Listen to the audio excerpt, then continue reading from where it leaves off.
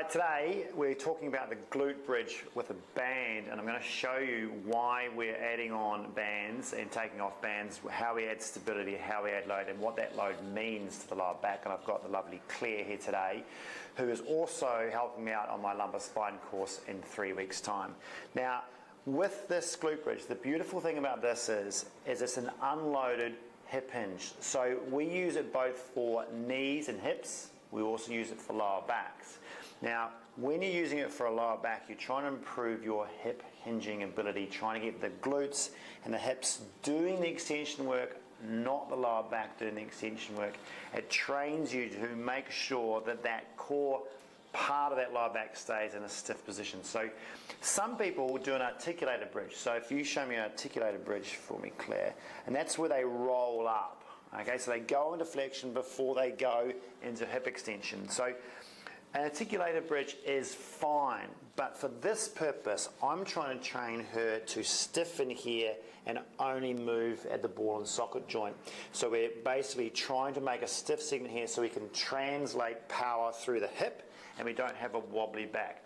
The concept of that is because when you do a deadlift or a squat and you need to hip hinge, I don't want the back moving around when you've got load. You need to be stiffened through that lower back and core to able to handle that load through the spine, and then you can translate and transmit the power through the hips.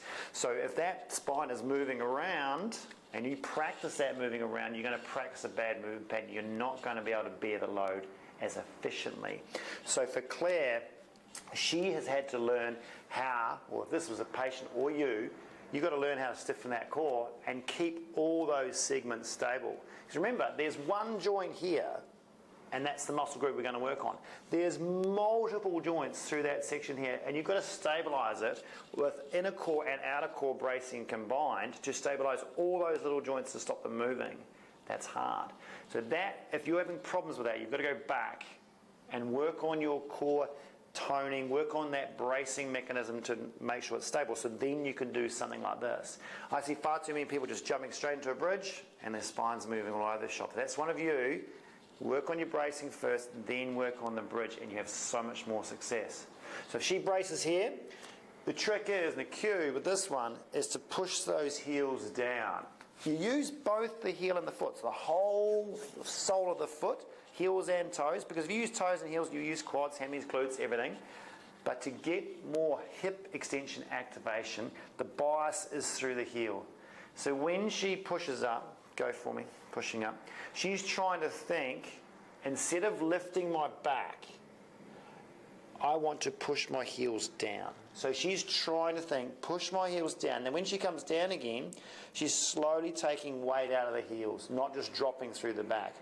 So starting here, that spine's got to be just a little bit of neutral. She's got a tone in here, she's tight, rock hard in there, yeah. And then if she can maintain it, she's got to breathe upstairs in the ribs, so she can't hold her breath. So breathing tight here, and then when she pushes her heels down, goes slowly halfway up, then she's got to squeeze her glutes and extend her hips and push her hips higher.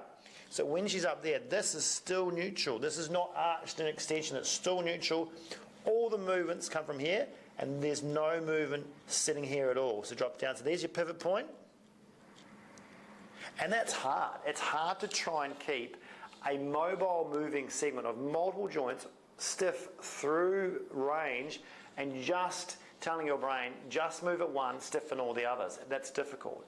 And that's why this exercise actually has to be taught well and practiced well, because it is the basis of a hip hinge. It is the basis of your squat, of your deadlift, of picking things off the floor with load, trying to maintain stability and bend through here. So if you're having trouble with your squat and your deadlift, or you're getting back pain, you need to go back down to this one and work on that. Now, the band is adding what I call load. There's no, and the beautiful thing about this, there's no load through the spine by adding on load here. This load is more load for the muscles in the hip. So we're trying to get more muscle work done in a bridge without loading down through the pelvis like a hip thrust that you see in the gym. So we're not doing a hip thrust because at this stage, say these people are a bit broken or they need a bit of help with their back pain, they don't want any more load through their lower back. So to progress from a bridge without this that band is simply designed for external rotator muscle work. That's what it's for. And it's a great way of progressing from not using the band to using the band. It makes it harder. And that's the idea of this. Instead of trying to make things more heavier, make them harder. And that's just a little secret you can take home. So from there, in my rules, you need to try and think about trying to add stability again before you add load. One way of adding stability is going one leg. The other way of adding stability is putting your feet on a wobbly surface. Okay, so if she was going to go one leg, the other thing I don't want to do is single leg hip thrust. So let's show you a single leg hip thrust. So single leg hip thrust is this one. Now this is for me as a strength and conditioning exercise. That is absolutely fine if you are going great with a hip bridge and you want to work on some single leg work. The harder version of that, and what I use in physio, is actually coming up with two and then trying to stabilize with one. So what I mean by that is keeping her feet wide parallel with the hips, knees, feet. When she does a normal bridge, comes up, then what she's got to try and do is think and work pretty hard. If she's going to raise her right, she's got to stabilize through her left, push through her heel more, use her glute more, and then raise one leg, hold it, come back down.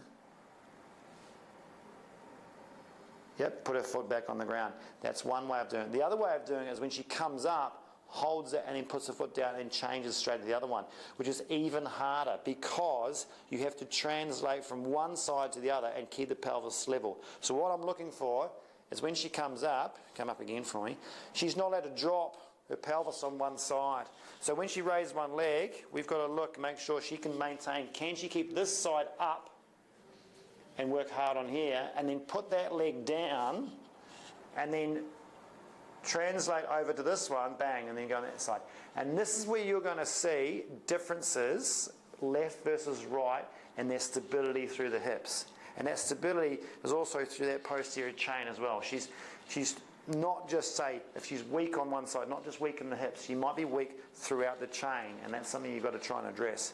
So that would be a really good way to increase stability. It's hard, that one, right? You feel she has to work pretty hard, especially with the band on. So if that band is too much, take the band off.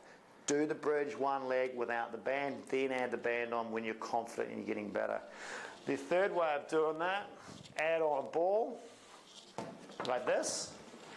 And now you're making the surface where she's putting and trying to transmit power through her heels.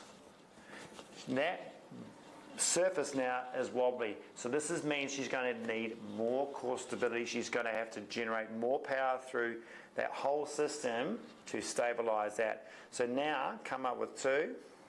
Okay, so there's your glute bridge there. And you can see it's a little bit more advanced now. It's a little bit harder. It's going to be harder demand on the lower back. You okay with that one? Yeah. Okay. And you can imagine trying to do that and taking one leg off. I think taking one leg off is far too advanced for physio. That's when you're going into the strength and conditioning realm. So when you're in that patient level where you're recovering from some sort of injury, I would stick to two legs. That's enough stability for this type of exercise. You don't need to progress that any further. If you want to go one leg, keep that foot stable on the ground and work on your hip control rather than worrying about how fancy and cool it is to do one-legged hip bridges on a ball. All right, so that's your hip bridge. Check out those transitions. Give that a go. See you next time.